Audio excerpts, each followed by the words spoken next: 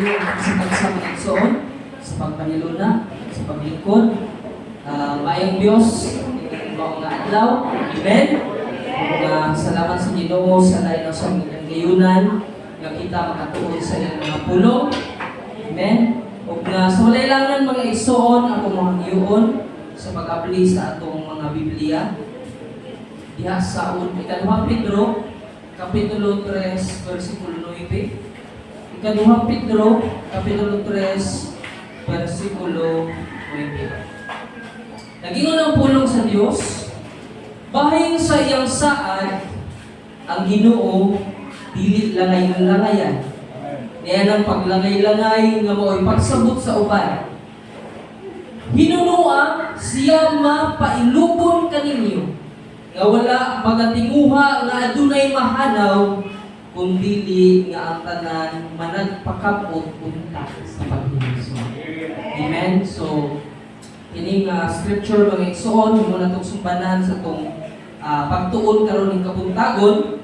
Ug nga atong nakita mga igsoon na nga scripture is kaning ang Dios mga igsoon naninguha gyud nga ang tanang tawo maluwas kita. Amen? Wa gyud naninguha ang Dios nga dunay usa nga malaglag, kundi naninguha gyud ang Dios mga igsoon nga kung mahimo ang tanang tawo makabaton o makakabot yun sa kaluwasan. Una nga importante gyud kaayo mga igsoon kini atong pagtuon ng kabuntagon mahitungod sa evangelism. Kaya tumiaging Domingo, nakalabing Domingo mga igsoon, naghiskot kita sa introduction about sa evangelism. Ang evangelism mao ang pagsangyaw, mao ang pag-proclaim mga igsoon sa maayong balita sa atong Ginoong Hesukristo, ang mao ang balita mga igsoon sa iyang kadaugan. Amen. The victory report na ang Dios mga igsoon mianhi nagsulob sa pagkatunghunon, yung suffer mga igsoon o kasakitan o namatay o unya nabanhaw mga igsoon o gamuna mga igsoon iyang bantala ang atong gibantala karon ang kadaugan niya mga igsoon ibabaw sa kamatayon. Amen. O nga sa adto sa unahan mga igsoon, naisgutan na nato nganong importante ang evangelism, naisgutan na nato kung unsa ang atong sangyaw. Amen? The true gospel. Unya, karon mga igsoon, ang wala nato natiwas nga bahin, kining evangelism has two parts. Duha ka parte. Unsa man nga mga parte mga igsoon? Una, the preaching. Muna ang our part, atong parte, atong kabahin. Ang ato ang ato ang kaning parte diha sa pagsangyaw. Muna ang preaching, our part, ang pagsangyaw sa victory news na mao ang gospel, the gospel of Jesus Christ. Now kung imong tanawon mga igsoon, basahon nato ang Romans chapter 10 verse 14, imong mga igsoon nga reference. Romans 10 verse 14. Ignon diri apan unsaon man sa mga tawo ang pagpangaliya kaniya nga wala nila tuuhi. Ug unsaon man nila ang pagtuo kaniya nga wala gayon nila hitunggi. Ug unsaon man nila pagkadungog kung walay magwali. Sumuni atong part mga igsoon. Ang atong part mao ang pagwali o pagsangyaw sa gospel, sa maayong balita mahitungod sa Ginoong Hesukristo. So ang pangutana mga igsoon, unsaon man nato nga ma-share, unsaon man nato sa mga pamaagi nato nga ma-reach out nato ang uban nga wala pagkadungog sa maayong balita. Unsay pamaagi, unsay mga method mga igsoon na ang evangelism mahimong effective. Amen? Kaya dili man tanang evangelism mga igsoon is kanang pareha sa ginabuhat kang sa uban nga mag-straight preaching. Diba? Nakabantay mo na ay uban nga ang ilang ginabuhat nagtutang og trumpa kaya kaning speaker niya Oh, wali dito sa dalan. Usahay mga igsoon, kung sa atong panahon karon makaanoy. Di ba? It's annoying. Dako kayong tingog sa kayo nga. Di masabtan. Kaya kinsa magod mga igsoon, ang ganahan maminaw, ang igo, ang mulabay ng ta, na atong na nundan dito kay hinumol ka sa Ginoo, wala rin mo tiwas. Ang pangutanaw sa yung pagkadungog sa tukma o sa tanan mga igsoon, kaya iyang isulti nga, di ba ka magkapabilin, eh wala man ka sa kaning right, kaning focus ba? Wala dito. Iko ra kay labay o iko ra ka mga pamatig gamay. So, tunay mga methods of evangelism mga igsoon nga atong hisgutan karon. Dunay unom. Ang una kini gitawag og confrontational style. Kada imong ikumpronta. Kadang imuhag yung nawungon yun. Kumprontahon yun mo. Kada istoryahon yun mo. Manunuan. Inana siya. Muna yung ibuhat ng igsoon ni Pedro. Sample ani si Pedro. Yatong Day of Pentecost. Mga igsoon, Acts 2:36 to 38. So makausapan niya Happy Pentecost Sunday din mga igsoon. Pentecost Sunday man dayon. So ni atong adlaw sa Pentecostes mga igsoon, si Pedro nagwali. I-confront niya mga Israelita. Kamo mga Israelita, inyong ipatay ang usang na balaan. Inyong ipatay ang ihatag ng manluluwa sa Ginoo nga sa ato nga, unya karon. Kaning hindi siya ihatag dito kang Pilato. Unya instead na siya muhian, ang inyong ipamuhian sa Barabas. Nga dautan kaayo nya unsa man na buhat ni Kristo nga wala man. So gikompronta pag-aayo mga igsoon ginawnaw gyud ni Pedro og sulti ang kamaturan kung usa ang hitabo. Panmatod pa ni Pedro, apan kini Jesus nga inyong lansang sa cross. Gibanhaw sa Dios. Ug kami mga saksi niya na imong pastora. So ginawnaw ni mga igsoon sulti. Ug mo hinungdan nga nangutana ang mga Israelita na sakitan sila sa kasing-kasing. Kaya when there is confrontation, there is conviction. Na-convict sila mga igsoon, di mo pipita o pinabuhat sa iyo. Pero nga nung gibuhat ng ito. Na-convict sila mga igsoon o nahimong effective ang pamaagi sa pag-evangelize ni Peter. Ito ako siya confrontational style. Ang ikaduha, intellectual style. Ganito yung mag-evangelize ka mga igsoon.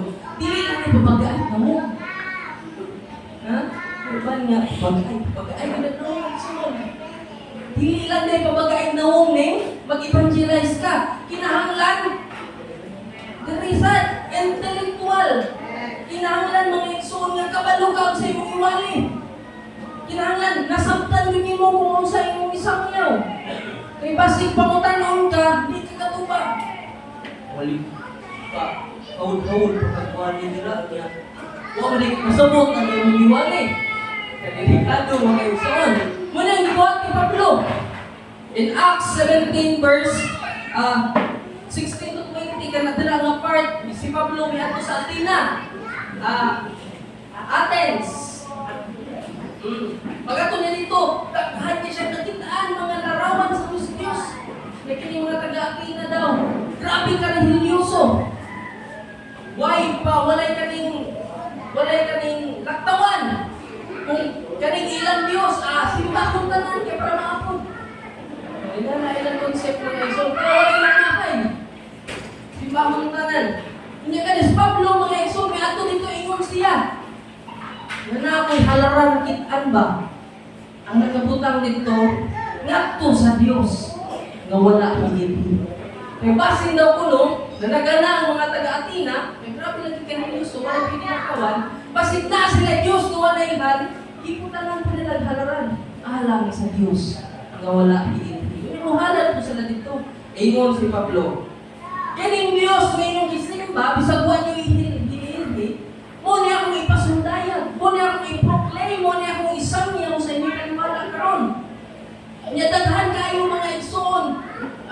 kay bantang ang mga Grigo, muna silang ipangtawag ng mga Greek philosopher of the past. Mga kinabrightan ng mga tao ay laing trabaho kundi magsigig pangutana o magsigig pangintao, tubag sa mga pangutana. Mga ilang trabaho mga igsoon. Kung ato ka dito niya, minus ka mga igsoon sa kaning intellectual capacity, delikado. Imo muna kang katawanan. Munang kinahanglan mga igsoon sa dihang nga magwalita, kinahanglan na agad baon. Dili pwede mga igsoon nga pahala-hala lang kag-adto niya ang imong walihan kay doktor niya kaning pamatay labot ka na kung unsa na siya pagka-doktor. Pero ang ato lang ba nga di ta maulawan.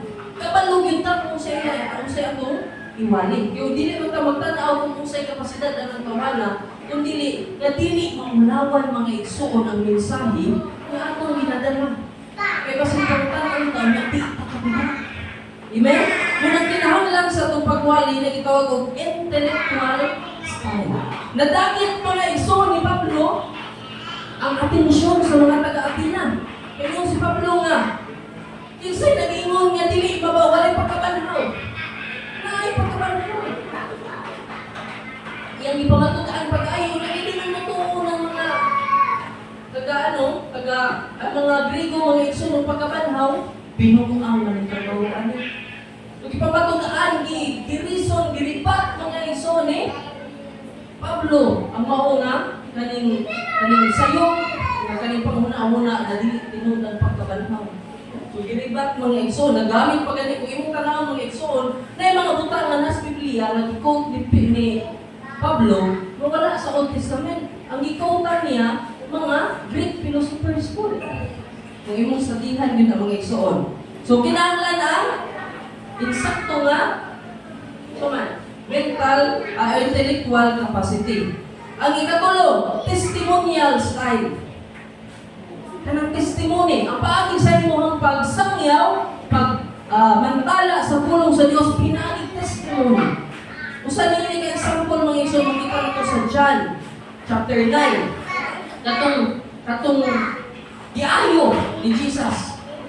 Katong itong lumpo, giayo ni Jesus, nagikumpronta sa mga Parisiyo kay ganong naayo man to, ay buta nga ganong naayo man to, kinsay nag-ayo niya panahon man to sa Sabat.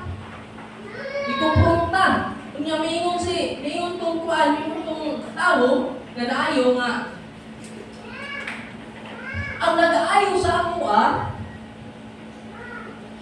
si Jesus ay wawa pa siya kaila. Ano niya, ikumpronta siya nga diingnan siya nga dili man ito kanikuan, dili man to iya sa Dios kung nag-aayo sa imuha. Magkasasala man to. Kaya kontra kaayo nila mga igsoon si Jesus. Ang iyang pagpang-ayo. O sila ganahi mga igsoon kay ang murag na-overturn mga igsoon ang atraksyon sa tao, gikan sa ila padung kang Jesus. Hindi sila gusto sila ang center of attraction. Motor na itabo mga igsoon, gipalagpot siya sa sinagoga. Gipato pa kanyang ginikanan. Ipangutaan ng ginikanan atong tao mga igsoon na giayo ni Jesus. Kung giunsa niya pagkaayo, tinuoban niya yung balatian, hindi sila yung pagkabalatian. Pero kung giunsa pagkaayo, huwag kabalo. Tigulang naman na siya. Sipang katang. Hadlok sila, apilon po sila, palagpot mga igsoon, apilon po sila tiwalag. So, nahimong effective ang testimony na itong tawhana. Matod pa niya, wak ko kabalo, kung makasasala ka to siya o dili. Pero ang nasayran ako, na ayaw ko pinagi sa kahong sa Diyos, propita yung tinulit ng tawhana. Nya, antong sukit-sukit, isang maayo mga igsoon. Miingon ang katong tao nga, gusto ba po mo, mahimong iyak pinunan? Kayo mga igsoon, perspective ang mao nga tao. So, pinagi sa testimony, pwede ni mo masangyaw ang pulong. Ang maayong balita, mga igsoon, katong Ginoong Jesucristo. Ang ikapat, kining interpersonal style. Luke chapter 5.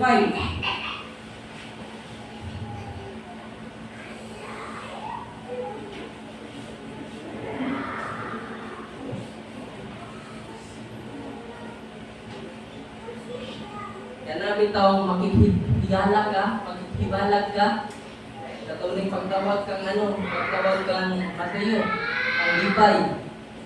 Si Libay, isa ka, maniningil o buwis. Unya, kaning ano mga isuon, kaning, sa tawagan na, kaning istorya ni Jesus, nga musukod sa iyaha. So, isa sa mga effective kaayo mga isuon nga pamaagi, nga ma-share nimo ang pulong sa Dios, anang simple na istorya lang. Naglingkod na mo, nangumusta ka. Unya, hantod ang istorya nadala nimo sa kaayo sa Ginoo, nadala nimo mga igsuon kung kung sa'yo nahitabo sa itong kalibutan karon, wala ka na focus sa problema, nag-focus sa solusyon. Imong nastorya mga igsuon kung sa kaayo, nga bisan na atas ka kuliyang, nagantong kay kalipay, kay na si Kristo sa itong kasing-kasing. Simple na kayo mga igsoon nga interpersonal. Kanang pakig-storya lang. Simple lang nga pakig-hinabi. Master man ka mga igsoon, matod pa sa uban. Na may Greek Samaritan, na po'y Greek Samarites. Dapat mga igsoon, maayo po ta. Nga? Mo istorya mga igsoon, mahitungod sa kaayo ng Panginoon Kristo. Hindi kayo. Brutal ng Greek Samaritans mga igsoon. Amen? Ang ikalima, invitational style. Kanang mag-invite ka. Amen? Invitational. Katong i-confront ni Jesus tong woman. Tong Samaritan woman at the well. Nag-i-invite ni Jesus na mutuo sa iya. I-invite ni Jesus mga igsoon na musalig sa iya. Katong i-problema tong bayhana mga igsoon. Kaya yung pa niya, gusto siya magsimba sa Diyos. Pero takong ipigil. Dili daw pwede. Natutpas mga hudiyo, dili pwede nga. Dili mo sa bukid sa Maria magsimba. Kaya kung magsimba din mo, tinanay nga pagsimba, nagabato, tubig sa templo. Ang problema kaya mga Samaritans, di man pwede makasunod sa templo. Kaya mga proselytes lang sila mga pure blood. So, kung problema, gusto na siya masimba sa tinuod na Diyos, pero hindi siya mahimo kay tungod sa iyang background. Hindi pwede. Yun si Jesus nga, tuuhin. Na maabot ang oras. Na mo na karon. Yung pa niya, nga, dili lang kay diring bukida o dito ras templo mo makasimba sa akin. Hindi pwede namin sa kaasa. Diba? Muna siya. So, gi-invite mga igsoon ni Jesus ang maong babae na mutuo sa iya. So, pwede po mga igsoon nga pahato na ito na i-invite na ito. Mahimutan tulay mga igsoon na makaila sa uban mga igsoon, mahibalag sa uban mga igsoon ang Ginoong Jesucristo. So, invitational. Kanang ato silang hagaron, apil sa atong pagbahon, pagkatay fellowship, atong ubanon mga igsoon, paningkamutan nato, ang matagpo ilang paglinahanglan, ang mauban na to. Diba? Usa na siya sa pamaagi sa pag-evangelize or evangelism. Ang ikaulong, pinakalas mga igsoon, kinigitawag serving style. Isa ka ilang Dorcas. Tabita. Sige nga. Acts 9, verse 36, kung yung masaw ng story, pero sa kakristuhanon sa kanyang panahon mga igsoon sa time nila Pedro, na nagpuyo sa hupa, usa siya kasi people, na babae, matinabawon. Nga matod pa mga igsoon, siya ang nag-aktiman, ginaktiman niya ang mga balo, kaya sa una magod po mga igsoon, ang kadaghanan sa mga babae balo. Hindi mo mga ano? Naramatay ilang bana sa gira. Kaya sa ilang panahon mga igsoon, lalaki man ang mato o gira. Kunya inig dito, namatay dito mga igsoon, wala na. So daghan sa ilang panahon mga balo. Kunya, lahi baya sa una kay dili baya kayo kanang takdon sa society ang babae. Ubus kayo paglantaw mga igsoon sa Greco-Roman o Judeo nga paglantaw, ubos. Kung galing ubos kung galing right ang babae diya sa community. So naagin sila luoy ka sila mga igsoon. Kapag kini si Tabeta mga igsoon, o sa pagkababae, naningkamot siya. Nga masilbihan niya ang mga naasa niyang palibot. Ginahimuan niya o sinina, ginapatagaan niya mga igsoon, ginaprovide niya, kanang preaching the word through service. Amen? Kanang pag-share sa kamaayo sa Ginoo, pinaagi sa pag-alaga. Muna usa sa mga pinaka-the best mga igsoon na paagi na pwede na itong masangyaw ang buhay sa Diyos. So, unong lang yung mga igsoon, siguro daghan pa. Una, confront. Nauungon yung mga istorya mga igsoon. Ikaduha, kaning paggamit sa intellectual na bahin aron na ma-attract sila mga igsoon. Ikatulo, testimonial style. Ikaapat, interpersonal, parang casual na pag-istorya. Ang ika-lima, invitational.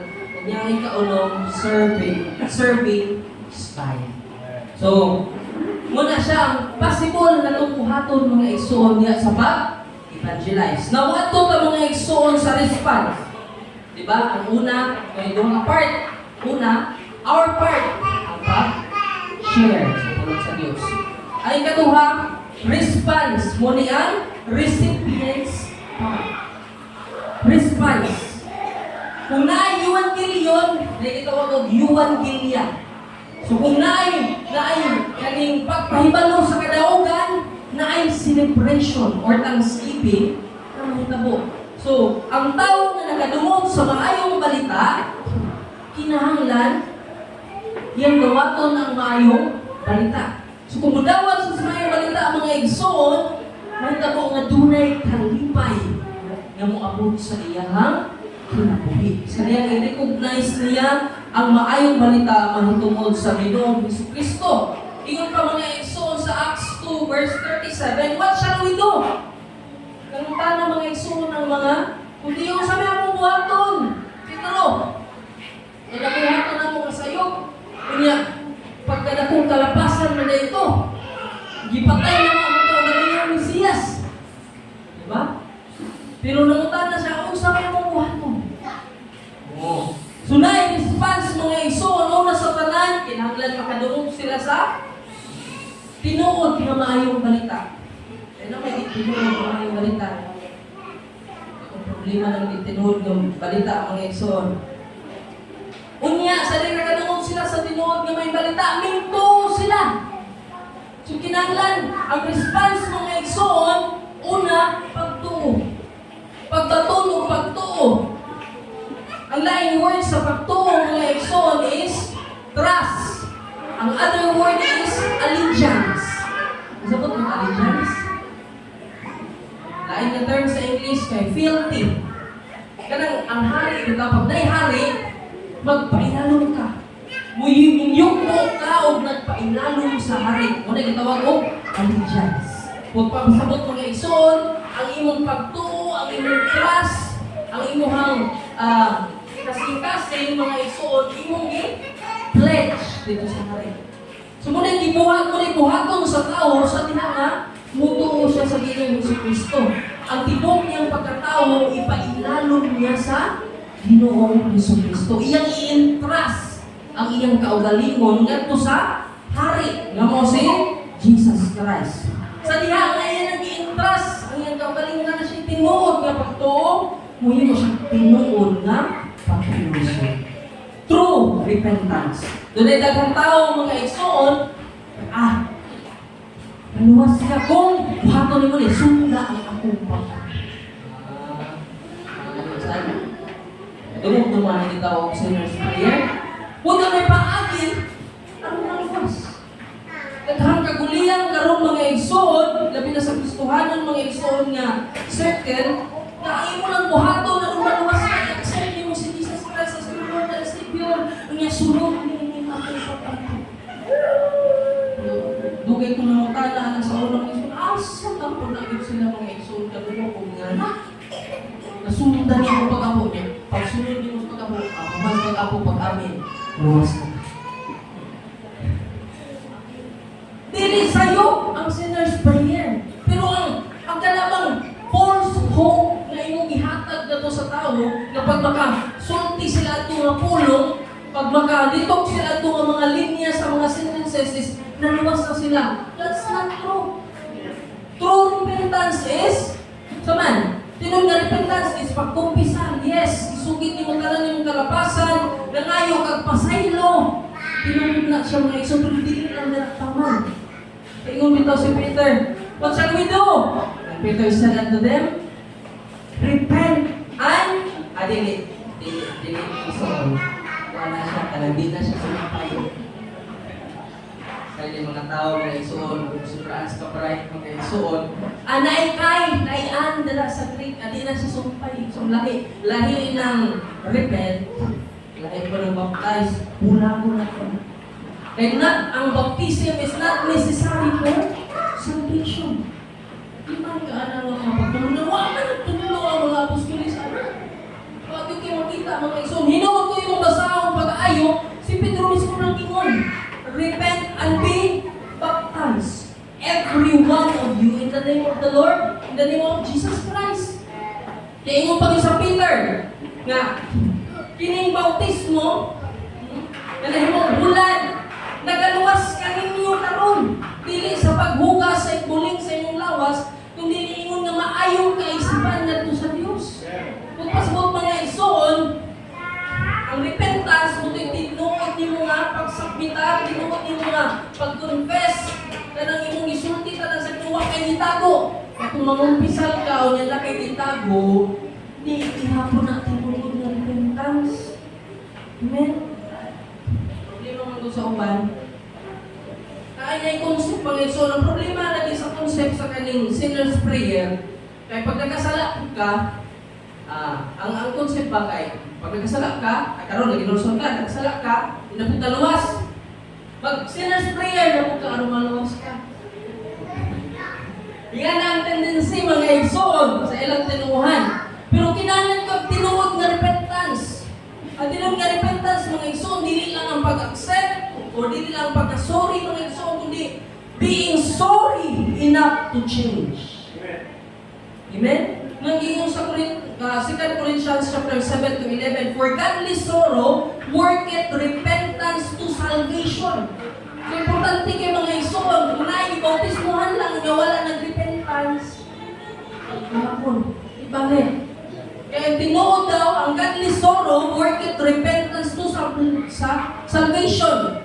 Not to be repented of, but the sorrow of the world worketh death. Kaya mong basahon pala, taas pa kayo mga isoon. Basta ang punto nito mga isoon, ang tinuod nga paghinulsol, muhatod na to sa kanawasan. Pagkahuman yung hinulsol, di na napataman ng tanan. Na-stop na ba ang world? Naundan na ba mga isoon? Dili. Kapay sumpay. Okay? He who believe and is baptized shall be saved. But who believe it not shall be damned. Napay pagbautismo mga isoon. Ganong importante man ang pagbautismo. Importante kayo kung basahon yung mga Galatia 3 versikulo 27. For as many of you that have been baptized into Christ have put on Christ. Kasi diyan nga bautismohan ta mga isoon, muna ang higayon nga imong isulob si Kristo. Amen? Ang imong daan na pagkatao, dili na mo'y makita, kundi si Kristo na mga iso ng isulob sa imo ha. Nagagtawa mo angkon kami tinuod ni Kristohanon. Yes. Pila ra mo gutang. Pila ra kay tinuod ni Kristohanon. Kung imong tanawon sa 2.7 billion, namatod pa, population sa mga Christian sa kalibutan, pila ra kay tinuod na. Kamay ra gyud tingali kay mga igsoon. Tanan nag-angkong Kristohanon, matag simbahan ninyo ni kami tinuod. Pati ka mo, mangkot mo. Kami tinuod. Subsan. Pero ang pangutana, kinsay mo validate? Nung si Jesus mga igsoon, you call unto me, Lord, Lord. Diba? Tawag ka mo sa akong Ginoo, Ginoo. Abay, wala akong Ginoo ikaina. Di ba Ginoo, nag-aayaw magpig mga kasama ko. Naghingilin magpig mga yawa. Kaya punta mo igsoon. Kasi dira pa master. Karoon mga panahon, daghang ikana. nagapang-ayaw masakiton, nagahimilig mga yawa. Kung pag-ando na yung mga igsoon, pahawa ka mo, mga makasasala, wa ko ka mo doon na yung mga tanan, di ba gigamit man mo ang ngalan ni Jesus, nagtumi sa iyang ngalan, yung ganing naayaw kay nagtumi. Yes, tama, naikahong ang ngalan ni Jesus, daghan niya bungat, naikaayuhan, yes, tinuod na, pero dili. Kana mo'y hinungdan na nagkaila mo, wa ka na suluban sa Kristo. Tapos mo, wala ka na suluban mga igsoon. Wala na suluob sa imong kinabuhi si Jesus Christ. Wa ka niya nailahan. Wala na record imong ngalan nito sa langit. Kung sinner's prayer na imong gibuhat, kung niya ipasaligan ka sa preacher, na imong ngalan at sulat na sa langit, ambot lang. Pagkadelikado ang preacher. So kinahanglan mga igsoon, siguraduho nato nga nasulob nato si Kristo. Kung muna mga igsoon, ang pamaagi, dira ang mga igsoon sa pagbautismo, pagdawat nato sa bautismo sa pangalan sa atong Ginoong Jesus. Ato sa palakpakan ng mga igsoon, hallelujah. Asas pa ni mga igsoon, apan ang atong oras, wala, gamay na. So, atong buhaton ani mga igsoon, ato ning tiwason sa sunod nga Domingo. So, dirita natapos sa about sa water baptism. So, may buntag mga igsoon, minaot ko na kita nakapatuloy mga igsoon, ang dugang ng balok, ang palikon sa akong pundasyon sa akong pagpangalakan. Amen? Hallelujah. O nga, kining higayon, ang